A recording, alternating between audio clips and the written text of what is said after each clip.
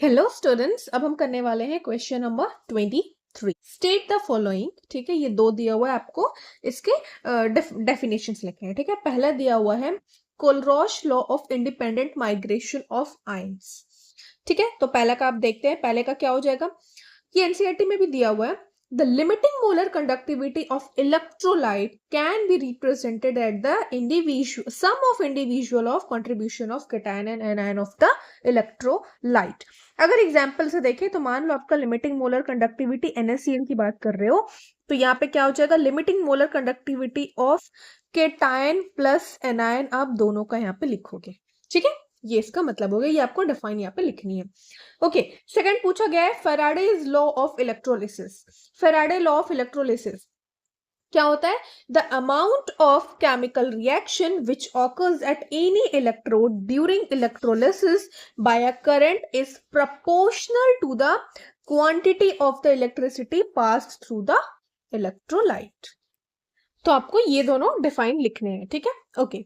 आगे का क्वेश्चन पूछा है बी पार्ट में, using E nought values of X and Y are given below, predict which is better for coating the surface of iron to prevent corrosion.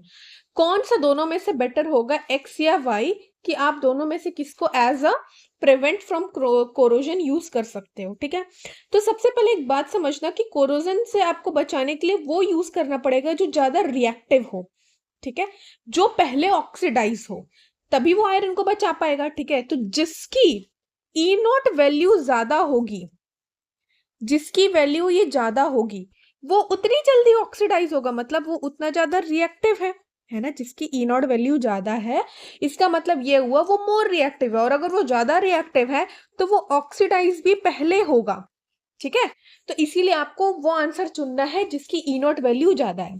तो यहाँ पे iron की दिया हुआ है -0.44। इससे अब वाई का देखो, वाई का लेस देन आयरन है, और एक्स का है -2.36, जो कि ई नॉट वैल्यू हमारे आयरन से ज्यादा है। अब ई नॉट वैल्यू ज्यादा बोलने का मतलब है कि जो जितना ज्यादा नेगेटिव होगा, ठीक है, वैल्यू जितना ज्यादा होने का मतलब है कि जो जितना ज्यादा नेगेटिव होगा वो उतना ज्यादा रिएक्टिव होगा, और वो पहले ऑक्सीडाइज होगा।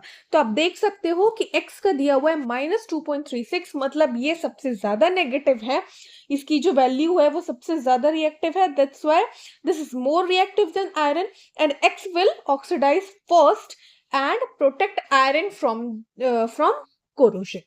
ठीक है, आई होप आपको समझ आया होगा। Thank you.